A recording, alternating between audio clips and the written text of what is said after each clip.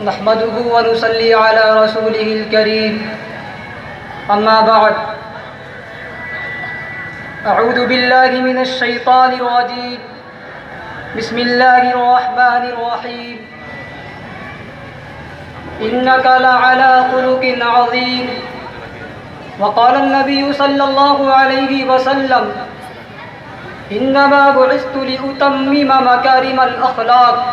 औ कमा क़ाल सल्लल्लाहु अलैहि वसल्लम। स्टेज पर जलवा अफरोज़ उलमाए किराम और हाज़िरीन जलसा, आज के इस मुक़द्दस जलसे में मैं आप हज़रात के सामने उस आज़ीमुल मर्तबत और रफ़ीउश्शान हस्ती के तज़किरे की सआदत हासिल कर रहा हूँ, जो अगर एक तरफ तारीख़ इंसानी का सबसे बड़ा हमदर्द, सबसे बड़ा गमखार और सबसे अज़ीम मुहसिन है, तो दूसरी तरफ तारीख़ ज़ुल्म व जौर का सबसे ज़्यादा सितमज़दा, सबसे ज़्यादा मज़लूम व मकरूब भी, जो सारे जहां का दर्द अपने दिल में समेटे हुए था, जो खंजर चले किसी पे तड़पते नगम अमीर का हकीकी मिस्दाक था, जिसने दुनिया को अखलाक व तहज़ीब का दर्स दिया, सिनफ़े इंसानी को मोहब्बत का पैगाम सुनाया, जिन्होंने उम्मत को अच्छी सीरत और खुल्क़ अज़ीम का सबक पढ़ाया। लेकिन मेरे अजीज दोस्तों, मैं हैरानियत के समंदर में गर्क सरगर्दा व परेशान हूँ कि इस कलील वक्त में ऐसे आदिमुश्शान वसी व बसीत मौजू पर किस तरह नक्कुशाई कर सकूँ, इसका इस्लाम दुश्मन जमात यूरोप के उलमा ने भी एतराफ़ किया हो, जिनके अखलाक़े हसना पर पैगम्बर अलैहिस्सलातु वस्सलाम का कट्टर दुश्मन मगरिबी फासिल गॉड फ्रे हैगिन्स ने अपनी किताब अपालूदी फॉर मोहम्मद और इंग्लैंड के सबसे मशहूर मुअर्रिख मिस्टर गबन ने भी अपनी किताब में शहादतें दी हो। उनके अखलाक को मैं किन अल्फाज में बयान करूं, जब कायनात का बेमिसाल सखी हातिम का लख्ते जिगर, हातिम की बेटी जंग में पकड़कर दरबारे रिसालत में लाई गई, सर से चादर सरक गई थी, सर खुला हुआ था। अल्लाह के रास्ते पैगंबर की नजर अक़दस उस बच्ची के सर पर पड़ती है, अल्लाह के रास्ते पैगंबर देखते हैं, उस बच्ची का सर खुला हुआ है, उस बच्ची का सर नंगा है। अल्लाह के रास्ते पैगंबर ने अपनी चादर एक सहाबी को देते हुए फरमाया कि उस बच्ची का सर ढक दो। सहाबा हैरान और परेशान हो जाते हैं, अर्ज करते हैं, या रसूल अल्लाह, ऐ अल्लाह के हबीब, ये तो दुश्मन की बेटी है, ये तो काफिर का रखते जिगर है, और आपकी वो चादर जिस पर इज्जत की मोहर लग चुकी हो, आपकी वो चादर जिस पर दामनी की मोहर लग चुकी हो, क्यों कर उसके सर पर रखी जा सकती है? पैकरे रहमत ने फरमाया, बेटी बहरहाल बेटी होती है, वो बेटी दोस्त की हो, जो वो बेटी दुश्मन की हो। जिस तरह मैं अपनी बेटी का सर नंगा नहीं देख सकता, उसी तरह दुश्मन की बेटी का सर भी नंगा बर्दाश्त नहीं कर सकता।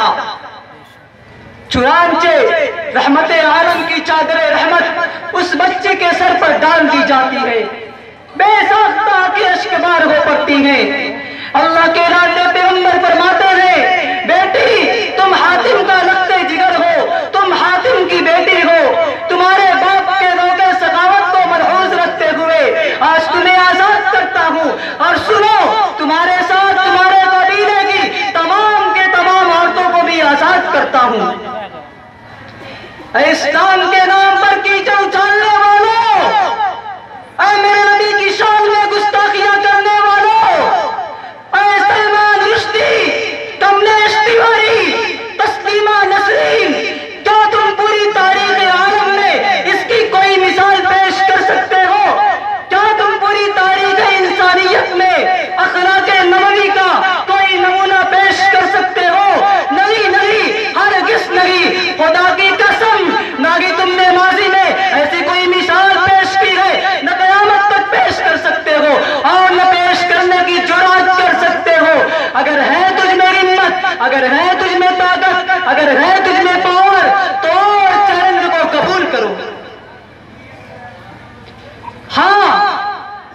तुम्हें दुनिया में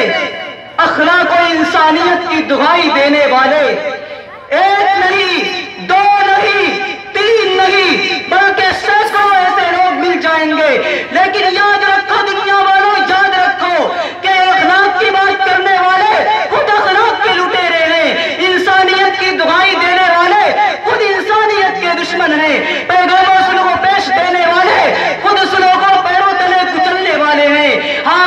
आजकल तो यही होता है कि कानून बनाने वाला खुद कानून को तोड़ने वाला है, इंसाफ करने वाला खुद दूसरों का माल हड़पने वाला है। मेरे मुहतरम बुजुर्गों और दोस्तों, मैं अल्लाह के हबीब सल्लल्लाहु अलैहि वसल्लम के अखलाकों की अल्फाज में बयान करूं। दोस्तों,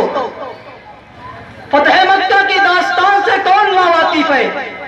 कौन शख्स है जो फतह मक्का की तारीख को नहीं जानता? क्या उस दिन जानी दुश्मनों के साथ मेरे हबीब के बर्ताव और उनके अखलाके करीमाना को कौन नहीं जानता? कि जब मुसलसल 20 साल तक मुसीबत झेलने के बाद हिजरी 8 में मक्का फतेह हुआ, सहने काबा में तमाम के तमाम मुजरिमीने कुरैश बैठे हुए थे, उनमें वो भी बैठे हुए थे जिन्होंने आपके अजीजों का नाखून बहाया था, उनके सीने चाक किए थे, उनके कल्बो जिगर के टुकड़े किए थे। वहां वो भी मौजूद थे जिन्होंने आपको गालियां दी थी, वहां वो भी मौजूद थे जिन्होंने आप पर पत्थर बरसाए थे, वहां वो भी मौजूद थे जिन्होंने आपके रास्ते में कांटे बिछाए थे। हर एक को माजी में की हुई अपनी शरारतें याद आ रही थी, और उधर अल्लाह के हबीब सल्लल्लाहु अलैहि वसल्लम के पीछे 10,000 खूने खून आशान तलवारें मोहम्मद अरबी के एक इशारे के मुंतजिर थी कि दफातन जुबान मुबारक खुलती है, मेरे हबीब ये सवाल करते हैं और पूछते हैं, ऐ कुरैश बताओ आज मैं तुम्हारे साथ कैसा मामला करूं, आज मैं तुम्हारे साथ कैसा सुलूक करूं? तो दबे अल्फाज में जवाब मिलता है कि मोहम्मद तू हमारा शरीफ भाई है, तू हमारा शरीफ भतीजा है। इरशाद नबवी होता है, मेरे हबीब फरमाते हैं, जाओ आज मैं वही कहता हूं जो कल हज़रत यूसुफ अलैहिस्सलातु वस्सलाम ने अपने भाइयों से कहा था, ला तत्रीबा अलैकुम अल-यौम इदाबू फअंतुम तुलका, के तमाम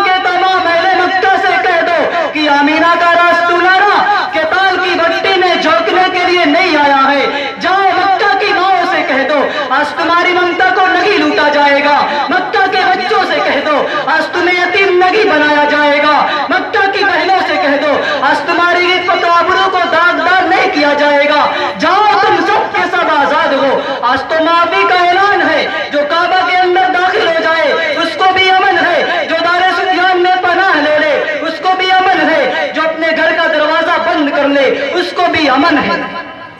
ये है नबी अकरम सल्लल्लाहु अलैहि वसल्लम का अखलाक और उनका अमली किरदार। सच कहा है किसी शायर ने